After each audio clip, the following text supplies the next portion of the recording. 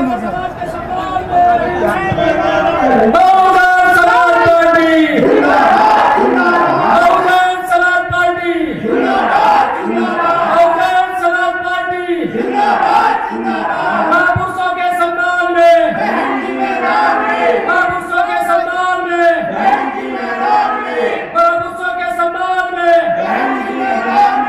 और काशीराम साहब Bahujan Samaj party, Bahujan Samaj party कुमारी भारती जी, कुमारी भारती जी, कुमारी भारती जी महापुरुषों के सम्मान में, महापुरुषों के सम्मान में, बाबा साहब के सम्मान में, सर्व समाज के सम्मान में बीएसपी की क्या पहचान, बीएसपी की क्या पहचान, बीएसपी की क्या पहचान, बीएसपी की क्या पहचान, Bahujan Samaj party, Bahujan Samaj party, Bahujan Samaj party बहन जी संघर्ष करो, बहन जी संघर्ष करो, बहन कुमारी भारती जी, बहन कुमारी भारती जी, बहन कुमारी भारती जी, बहन कुमारी भारती जी बहुजन समाज पार्टी, बहन कुमारी भारती जी, बहन कुमारी भारती जी बाबा साहब अमर रहे, कमला काशीराम साहब अमर रहे, कमला काशीराम साहब अमर रहे। बीएसपी की क्या पहचान, बीएसपी की क्या पहचान, बीएसपी की क्या पहचान सर्व समाज के सम्मान में, सर्व समाज के सम्मान में, महापुरुषों के सम्मान में, महापुरुषों के सम्मान में जब तक सूरज चांद रहेगा, जब तक सूरज चांद रहेगा बहन जी आगे बढ़ो, बहन कुमारी मायावती जी, बहन कुमारी मायावती जी, बहन कुमारी मायावती जी बहुजन समाज पार्टी, बहुजन समाज पार्टी बाबा साहब अमर रहे, बहन कुमारी मायावती जी, बहन कुमारी मायावती जी महापुरुषों के सम्मान में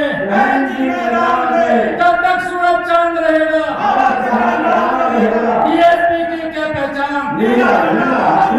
बीएसपी की क्या पहचान, बीएसपी की क्या पहचान बाबा साहब अमर रहे, बहुजन समाज पार्टी बहन कुमारी मायावती जी, बहन कुमारी मायावती जी और काशीराम साहब अमर रहे, सर्व समाज के सम्मान में, बाबा साहब के सम्मान में, महापुरुषों के सम्मान में बहुजन समाज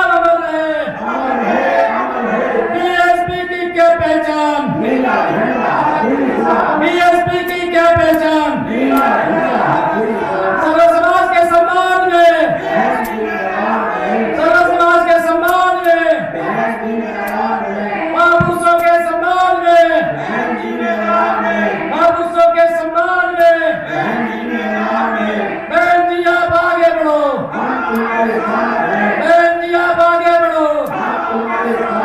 जब तक सूरज चांद रहेगा, जब तक सूरज चांद रहेगा, बहन जी संघर्ष करो,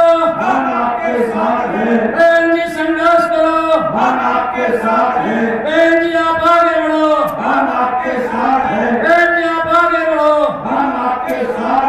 बहुजन समाज पार्टी, बहुजन समाज पार्टी, बहन कुमारी मायावती जी, बहन कुमारी मायावती जी, बहुजन समाज पार्टी, बाबा साहब अमर रहे,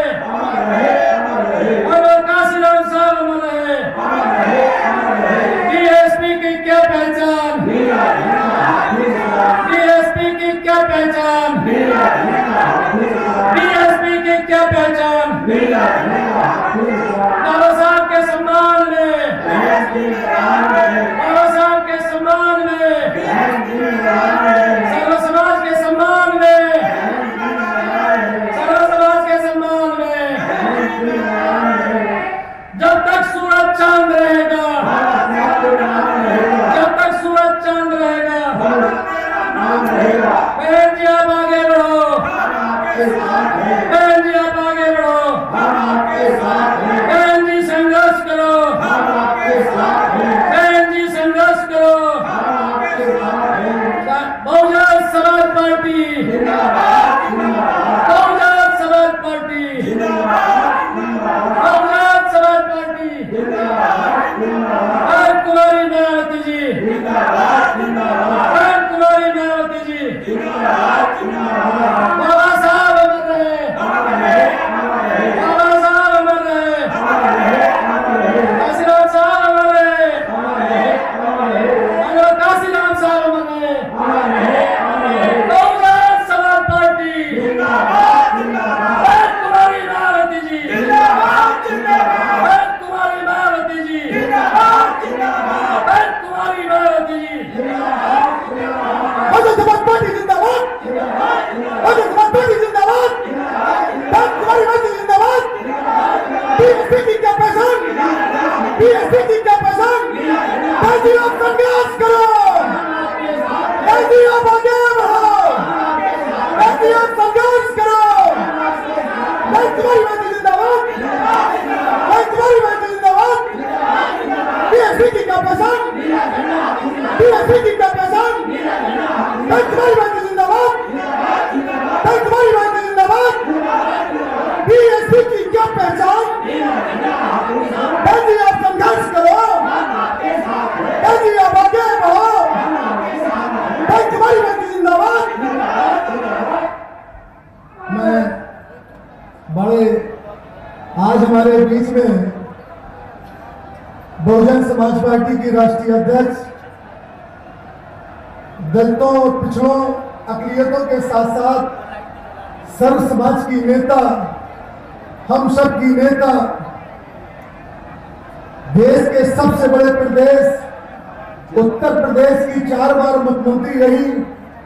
बहन कुमारी मायावती जी आपके बीच में हमारी नेता बहन जी आ चुकी हैं। हम जोरदार लोगों से स्वागत करते हैं, ताली बजाकर स्वागत करें, जोरदार ताली बजाकर। अब मैं जिस तरीके से हमारी नेता हमारे बीच में आती हैं, हम लोग सब प्रेम भेंट उनका स्वागत करते हैं। हम मोंटी रहमान जी से और हमारे विधायक शहजाद भाई और हमारे कैंडिडेट जमील साहब एक छोटा सा सुप्रीम कोर्ट ये जो ताज है, ताज देकर बहन जी आपका स्वागत करना चाहते हैं। और यहाँ हमारे प्रदेश के अध्यक्ष सुरेश आर्य जी, सभी लोग हम मिलकर बहन जी का स्वागत करते हैं, इस्तकबाल करते हैं, खैर मकदम करते हैं और जोरदार ताली बजाकर स्वागत करते हैं। बहन जी आप आगे बढ़ो, बहन जी आप संघर्ष करो, बहन जी आप संघर्ष करो, बहन तुम्हारी बहन जिंदाबाद। अब मैं बहुजन समाज पार्टी की राष्ट्रीय अध्यक्ष, हम सब की नेता, आदरणीय बहन जी से हम अदब के साथ गुजारिश करते हैं कि सभी लोगों को जन सैलाब को संबोधित करने का कृपा करें, कष्ट करें। माननीय बहन जी जोरदार ताली बजाकर स्वागत कर दें।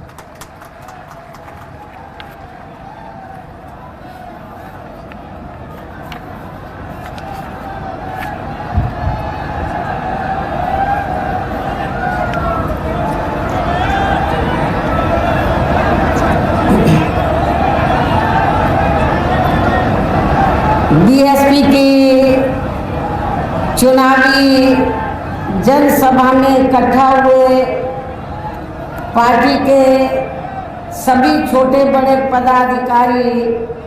एवं कार्यकर्तागण, आज आप लोग देश में व यहाँ आपके उत्तराखंड प्रदेश में भी लोकसभा के लिए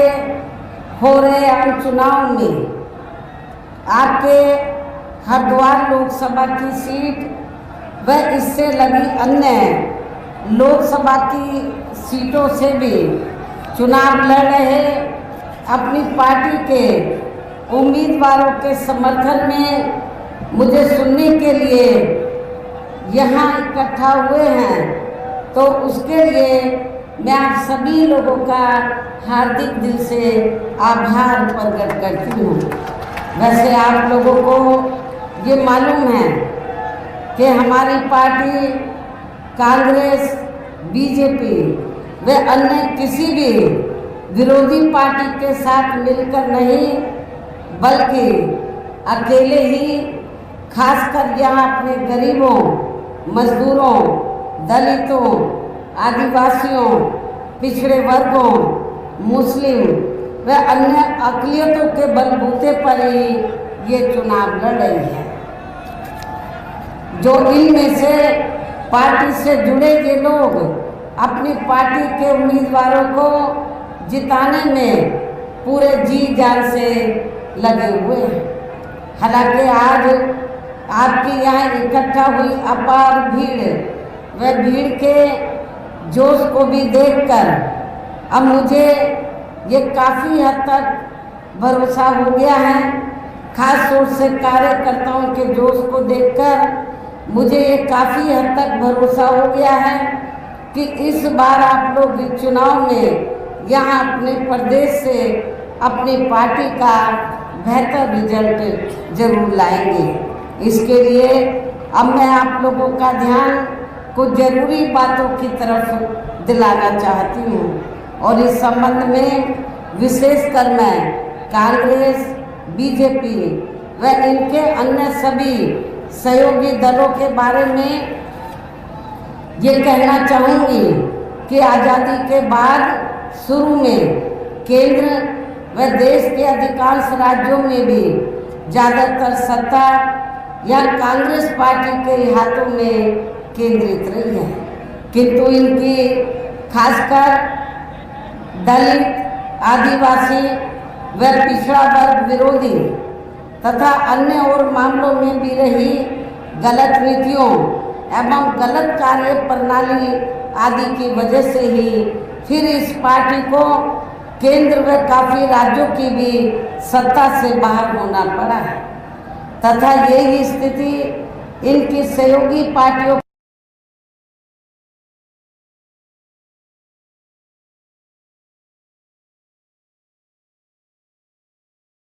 पड़ी है। और अब पिछले कुछ वर्षों से बीजेपी एवं राज्यों की भी सत्ता में काबिज हो गए हैं। साथ ही इनकी भी ज़्यादातर रही जातिवादी, पूंजीवादी,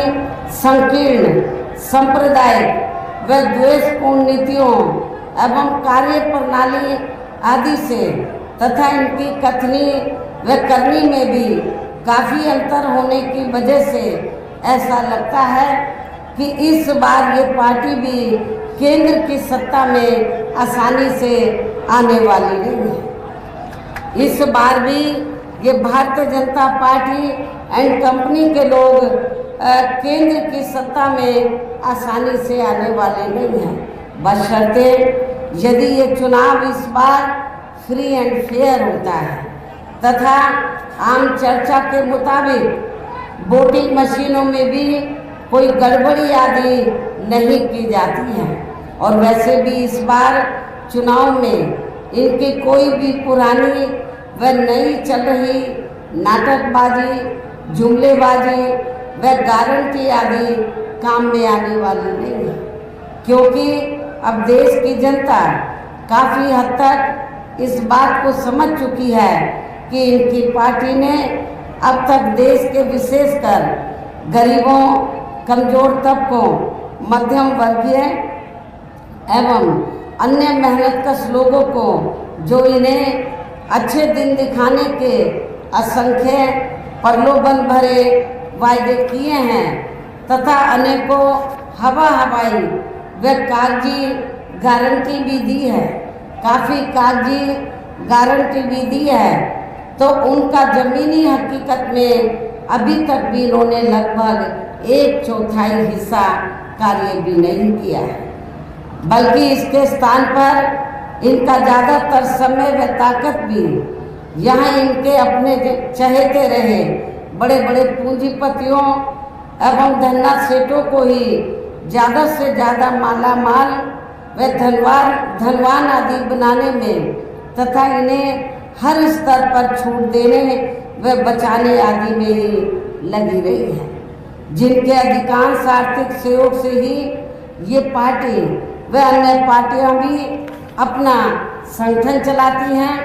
तथा चुनाव आदि भी लड़ाती हैं, जिसका काफ़ी कुछ खुलासा बॉन्ड की आई रिपोर्ट से भी हो जाता है। इसके साथ ही अब ऐसा लगता है कि कांग्रेस पार्टी की तरह ही बीजेपी ने भी केंद्र की तमाम सरकारी जांच एजेंसियों का ज़्यादातर राजनीतिकरण कर दिया है। इसके अलावा देश के किसान वर्ग भी वर्तमान बीजेपी की सरकार में शुरू से ही अपनी विभिन्न समस्याओं को लेकर काफ़ी ज़्यादा दुखी व परेशान रहे हैं और अभी भी हैं, जबकि यूपी में आपसे लगा हुआ स्टेट है यूपी, जबकि यूपी में 4 बार हमारी पार्टी की रही सरकार ने इनके हितों का भी हर स्तर पर विशेष ध्यान रखा है। और आप लोगों को ये मालूम है कि जब पहली बार मेरे नेतृत्व में सरकार बनी थी तो उस समय उत्तराखंड अलग से स्टेट नहीं बना था, उत्तर प्रदेश का एक हिस्सा था। तो तब उस समय पहली बार मेरे नेतृत्व में बनी सरकार ने तो आपके उत्तराखंड में यूपी के साथ साथ आपके उत्तराखंड में जो यूपी का हिस्सा होता था उस समय, तो यहाँ की जो ज़रूरतें थी, यहाँ के गरीब और मजलूमों की जो ज़रूरतें थी, खास तौर से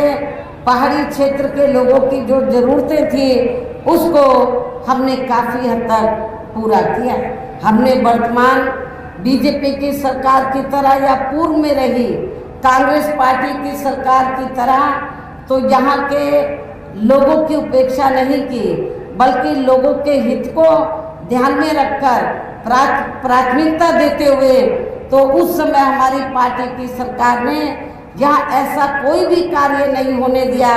जिससे यहाँ की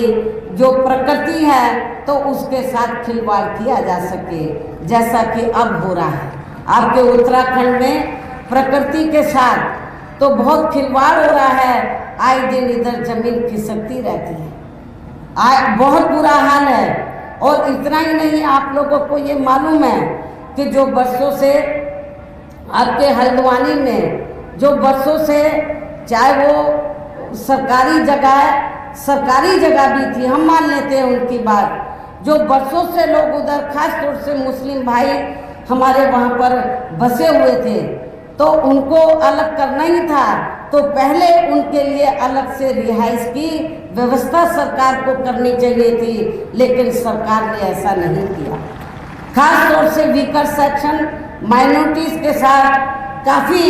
यहाँ पर सोतेला रवैया अपनाया जा रहा है, लेकिन जब उत्तराखंड यूपी का हिस्सा होता था तो हमने यहाँ के लोगों की ज़रूरतों को ध्यान में रखकर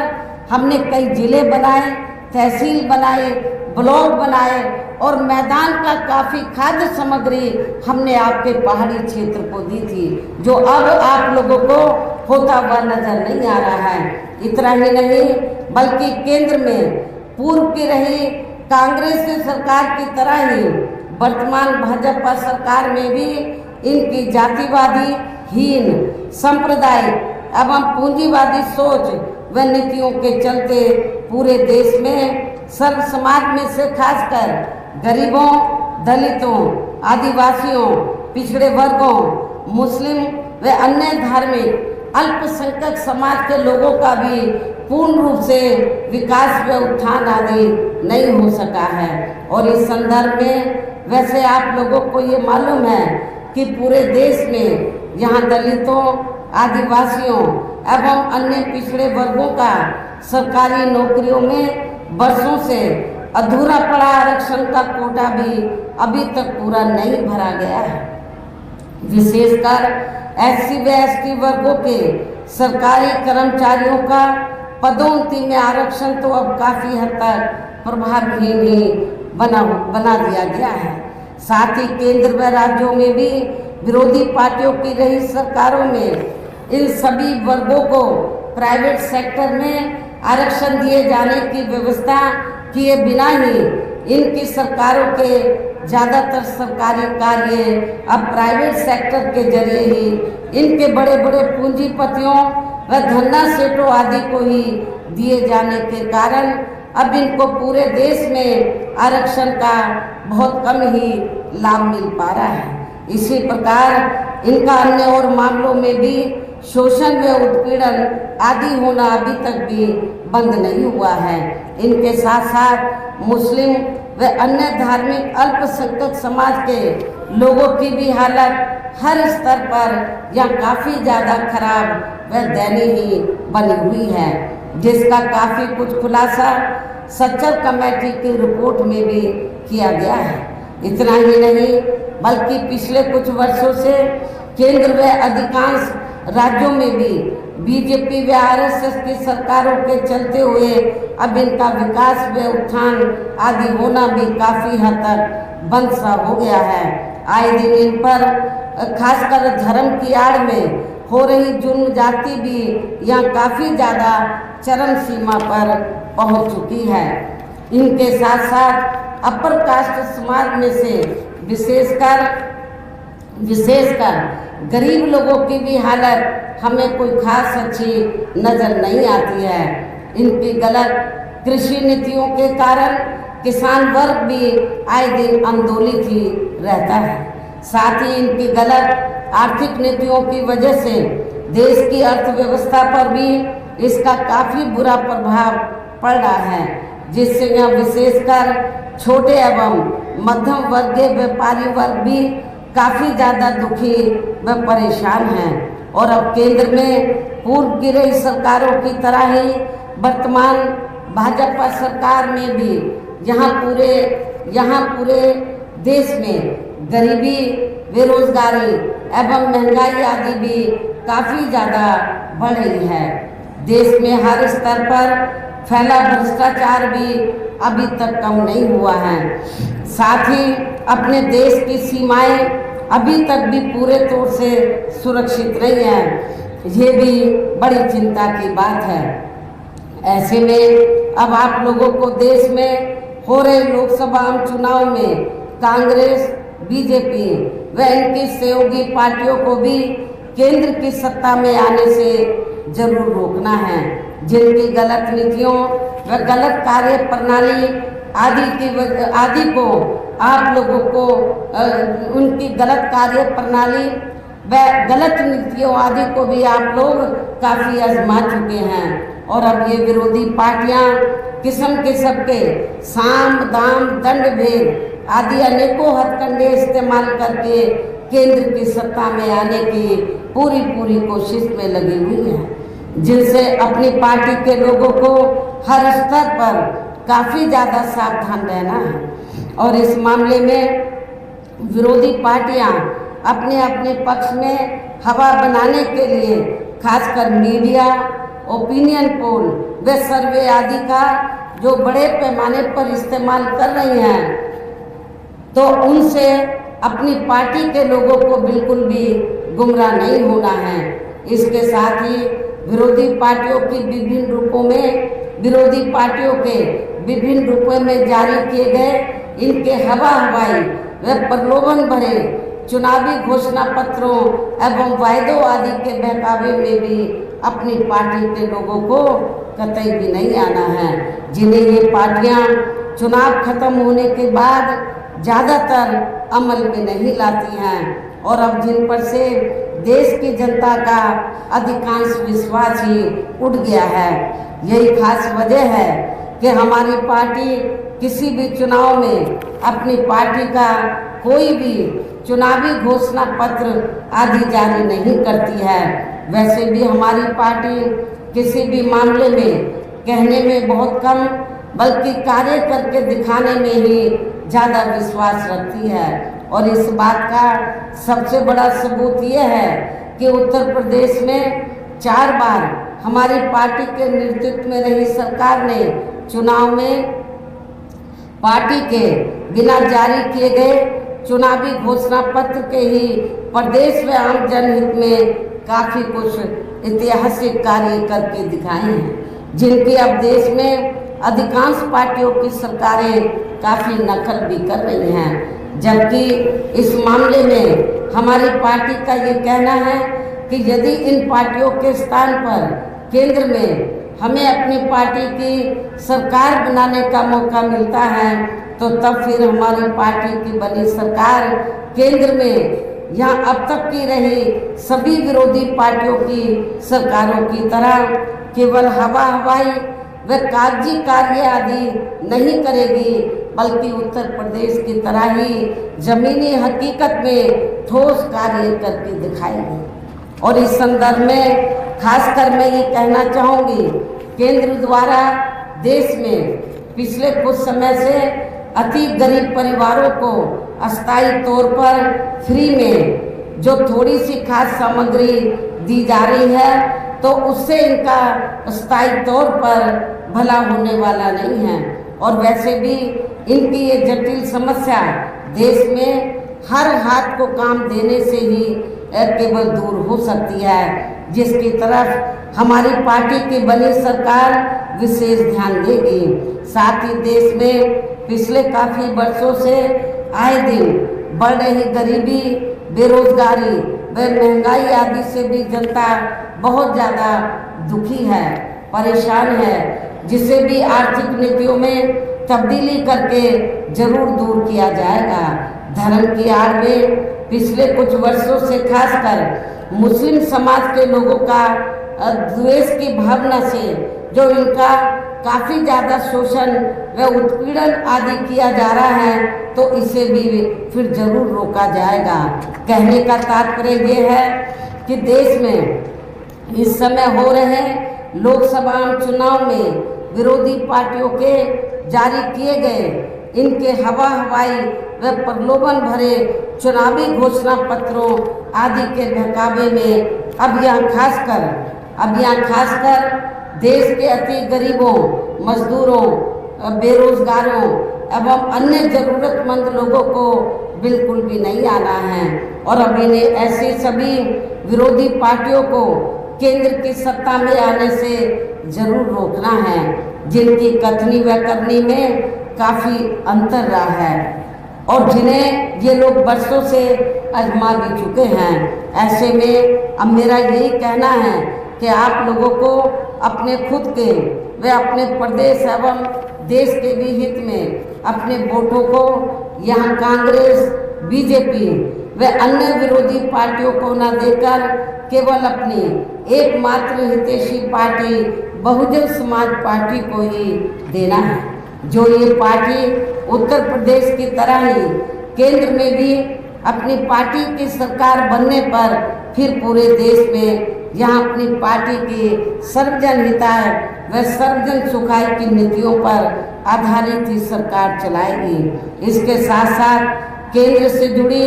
आपके क्षेत्र की जो भी यहाँ स्थानीय समस्याएं होंगी तो उन्हें भी फिर दूर करने का हर संभव पूरा प्रयास किया जाएगा। साथ ही यहाँ गरीबों, मजदूरों, बेरोजगारों, व्यापार कर्मचारियों, किसानों, छोटे व्यापारियों एवं अन्य मेहनतकश लोगों के हितों का विशेष ध्यान रखा जाएगा। हर वर्ग के लोगों का, चाहे वीकर सेक्शन के लोग हैं या अपर कास्ट समाज के लोग हैं, जो भी गरीब लोग हैं, माइनॉरिटीज़ के लोग हैं, सबके हितों का पूरा ध्यान रखा जाएगा। और तभी फिर यहाँ वास्तव में अपने देश के महान संतों, गुरुओं व महापुरुषों में भी खासकर महात्मा ज्योतिराव फूले, श्री छत्रपति शाहू जी महाराज, श्री नारायण गुरु बाबा साहब डॉक्टर भीमराव अंबेडकर एवं मान्यवर श्री कांशीराम जी आदि का भी अधूरा रहा सपना जरूर साकार हो सकता है, जिनको यूपी में हमारी पार्टी के लिए सरकार द्वारा हर स्तर पर पूरा आदर सम्मान दिया है। इन्हीं खास बातों के साथ ही अब पार्टी और मूवमेंट के हित में यही कहना है कि हमारी पार्टी ने आपकी हरिद्वार लोकसभा की सीट व इससे लगी अन्य लोकसभा की सीटों से भी जिनको भी चुनाव के मैदान में उतारा है, जो यहाँ आपके सामने मंच पर मौजूद भी है, तो उन्हें आपको जरूर कामयाब बनाना है, जिसके लिए यहाँ पार्टी के केंद्रीय एवं स्टेट के कोऑर्डिनेटर तथा स्टेट अध्यक्ष व स्टेट की पूरी कमेटी व यहाँ के अन्य सभी स्तर के छोटे बड़े पदाधिकारी व हमारे विधायकगण भी पूरे जी जान से लगे हैं। और अब आप लोगों को वोट पड़ने वाले दिन यहाँ अपनी पार्टी के सभी लोकसभा उम्मीदवारों को अपनी पार्टी का जो हाथी चुनाव चिन्ह है, हाथी चुनाव चिन्ह के सामने वाले बटन को दबाकर इनको जरूर कामयाब बनाना है।